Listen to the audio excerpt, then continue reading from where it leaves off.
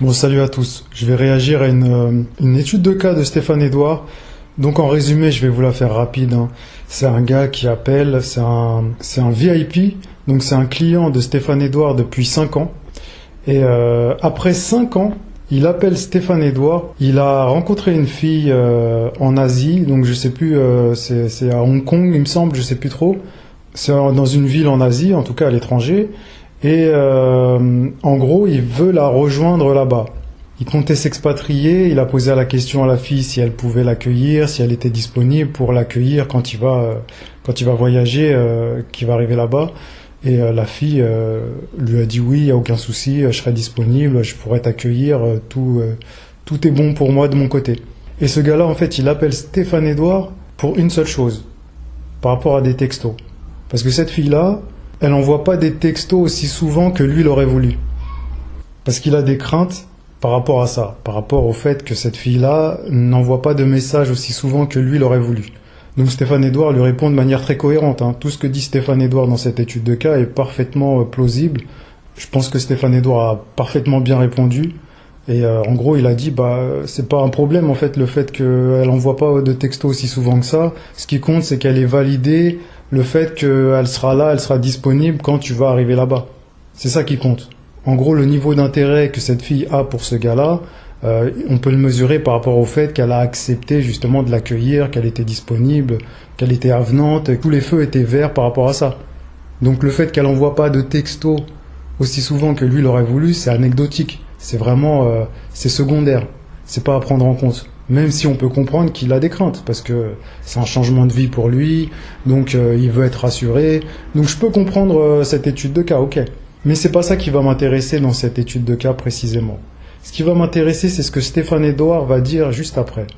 Vers la fin de l'étude de cas, à 20 minutes, il dit le problème quand on a eu énormément de femmes, on se rappelle pas de celles avec qui ça a fonctionné, on se rappelle de celles qui ont refusé. De toute façon, tu sais, les hommes qui ont connu beaucoup de femmes seront unanimes sur le sujet. On ne se souvient que de celles qui se sont refusées, hein. Donc il se place comme ça, un peu comme le gars un peu blasé d'avoir eu énormément de femmes, mais que certaines ont refusé. Et moi, je pourrais faire la même chose que lui. Vous prendre de haut et vous dire qu'à 16 ans, je suis sorti avec une fille, une Italienne de 32 ans. Et c'est la réalité. Mariée avec des enfants. Hyper belle, une bombe. Tout le monde était à ses pieds. Et à 16 ans, je suis sorti avec cette femme-là. Je lui ai dit que j'avais 18 ans. Donc j'ai fait une vidéo par rapport à ça qui s'appelle « Une méthode basée sur l'expérience ». Et pour vous expliquer un peu qui je suis, en réalité, quand j'ai été ado, donc j'avais 16 ans, quand j'avais 16 ans, j'ai eu une relation avec une femme qui avait 32 ans, une Italienne de 32 ans, sublime, magnifique. Et on a eu une relation pendant 2 ans. Donc j'avais 16 ans, elle en avait 32. Déjà à 16 ans, j'ai eu cette relation et cette femme-là, qui était largement plus âgée que moi, elle était mariée et elle avait des enfants.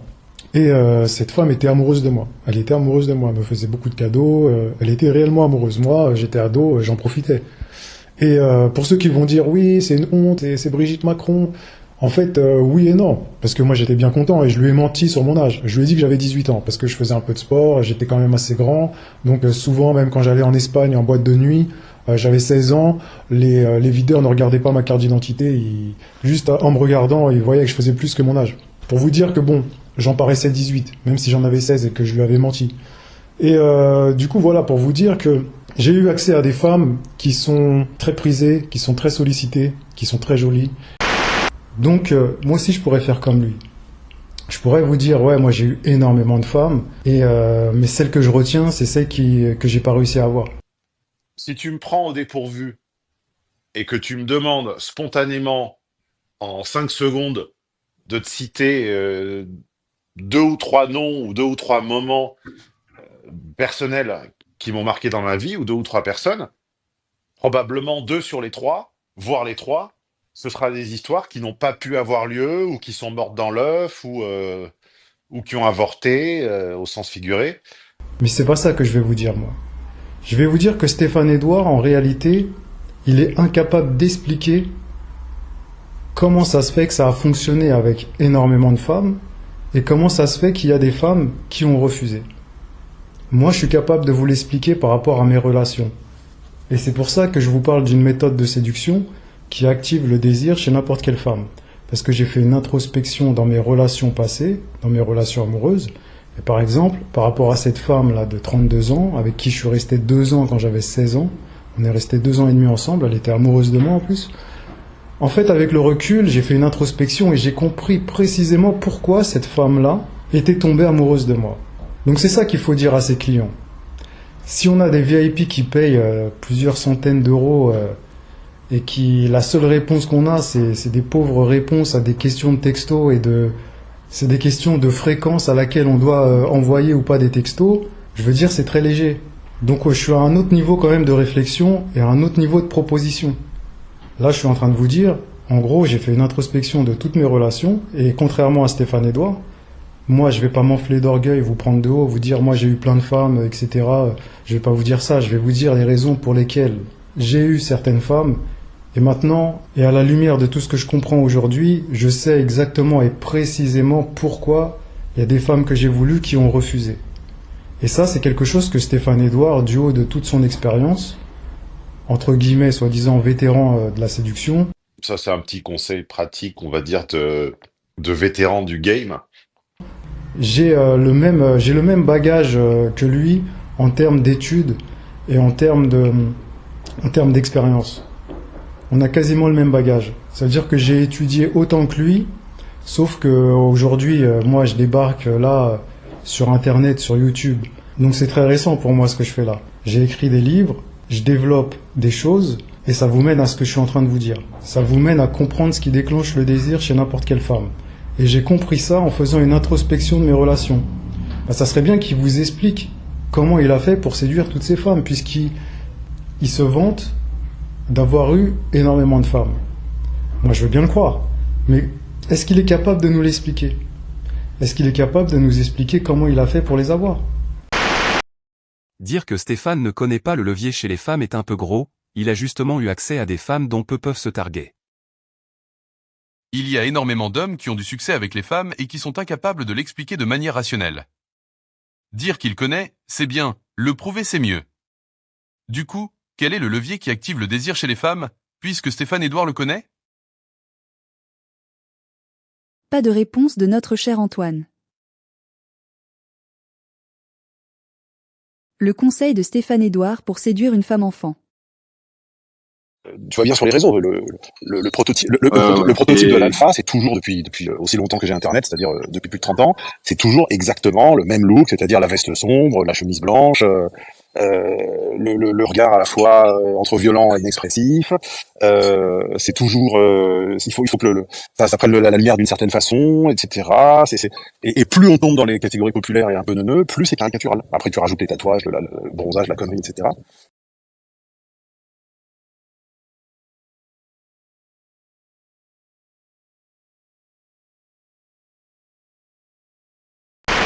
Ce client-là, dans l'étude de cas, il aurait probablement pu dire « Bah écoute, toi qui as eu énormément de femmes, est-ce que tu peux m'expliquer comment tu as fait pour les avoir? Et les femmes que tu n'as pas réussi à avoir, est-ce que tu peux m'expliquer pourquoi tu n'as pas réussi à les avoir ?» Parce qu'il y a beaucoup d'hommes qui ont du succès auprès des femmes et qui sont incapables de vous expliquer comment on fait pour séduire une femme. Et c'est ça toute la différence avec moi. Moi, je suis capable de vous l'expliquer. Je suis capable de vous expliquer ce qui déclenche le désir chez une femme. Je suis capable d'expliquer pourquoi un homme a autant de succès avec une femme. Mais malheureusement, ces hommes-là sont incapables de vous expliquer ce qui fait qu'ils arrivent à séduire des femmes. Ils sont incapables de vous l'expliquer. Ils n'arrivent pas à vous dire exactement et précisément comment ils font. C'est ça qui fait une grosse différence entre eux et moi. Parce que moi, j'ai cerné ce truc-là, ce levier psychologique du désir. Et je suis capable de l'expliquer. Et c'est ce que j'ai fait dans un livre où je vous détaille toutes mes expériences et je mets en avant cet élément, ce levier psychologique. Je le mets en avant dans toutes mes expériences à travers des anecdotes, des choses réelles que j'ai vécues et à des périodes différentes, avec des femmes différentes, dans des contextes différents, pour bien vous montrer que c'est à chaque fois la même chose. Ce livre compte une centaine de pages et se lit très rapidement. Il va droit à l'essentiel. Il vous explique le levier psychologique du désir chez toutes les femmes, à travers des expériences personnelles. En mettant en avant une dizaine de relations avec des femmes d'âge, d'époque et dans des contextes différents, tout en soulignant ce levier psychologique constant. Ce n'est pas un ouvrage théorique, il repose sur des expériences réelles, vécues et observables. Donc voilà ce que j'avais à vous dire par rapport à cette étude de cas. Donc le fait que vous ayez des coachs qui ont du succès auprès des femmes, ça ne veut pas dire qu'ils peuvent vous expliquer comment ils ont ce succès auprès des femmes. C'est ça la subtilité. Et c'est ça que moi je suis capable de faire et c'est ça que je vous vends. Quand on se prétend être un vétéran de la séduction, de tout comprendre, etc., le minimum c'est d'apporter des choses concrètes. Il suffit pas de dire oui, moi je peux avoir les femmes que je veux. Il y en a qui se refusent à moi, je peux pas l'expliquer, je sais pas comment l'expliquer, mais c'est pas grave parce que j'ai un tableau de chasse vraiment fourni, vraiment garni. Et où on va avec ça? Qu'est-ce que ça apporte? Je pourrais faire exactement la même chose. Moi, je suis là pour vous apporter des choses concrètes, des informations qui vont vous être utiles. Donc, je vais m'arrêter là, je vais pas faire trop long. Activez la cloche, abonnez-vous et je vous dis à la prochaine. Allez, ciao.